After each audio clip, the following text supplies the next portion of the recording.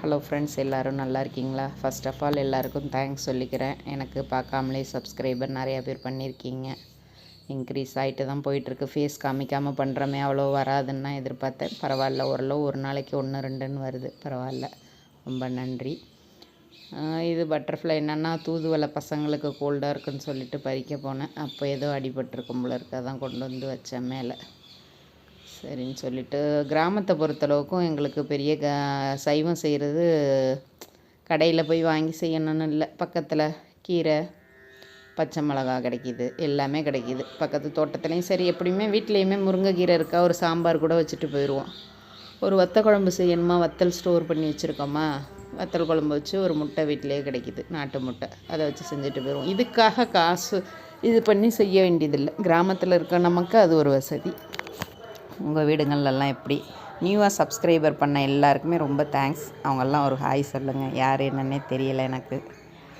அப்புறம் அன்றைக்கி தான் புடலங்காய் கொடுத்தாங்க ஃப்ரெண்டு வீட்டில். அப்படி இது பண்ணிப்போமே தவிர, இதுக்காக பெருசாக வந்துட்டு நாங்கள் காசு கொடுத்து சைவம் எதுவும் வாங்கினதில்லை. நான்லாம் வீக்லியே ஒரு 50 ரூபாயா 100 ரூபாய்க்கு வாங்குறதே பெரிய விஷயம். தக்காளியும் இதுவும் மட்டும்தான் வாங்குவேனே.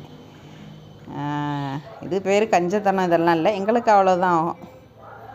எல்லாமே இருக்குல்ல. ஒரு ரசம் வச்சோன்னா கூட கருவாடெல்லாம் ஸ்டாக்கில் எப்போதுமே வச்சுப்போம். அதில் ஒரு வறுவல் ஏதோ ஒன்று பண்ணிப்போம். முட்டை ஆம்லேட் அப்படி போட்டு சிம்பிளாக முடிச்சுப்போம். நான்வெஜ் வாங்கினா தான் கடையில் வாங்கினா கோழி, நாட்டுக்கோழி செஞ்சுப்போம். பசங்களுக்கு தான், அது எனக்கு பிடிக்காது. மட்டன் தான் வாங்குவோம்.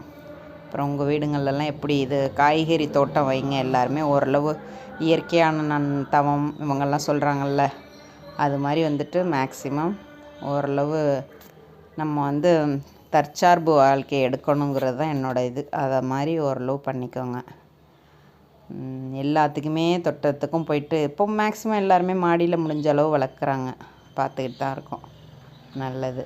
நம்ம ஆழ்வார் ஐயாவை ஃபாலோ பண்ணி ஓரளவு எல்லாம் செய்ய ஆரம்பிச்சிட்டாங்க. ரொம்ப நன்றி. சப்ஸ்கிரைப் பண்ண எல்லாருக்கும் ரொம்ப தேங்க்ஸ்.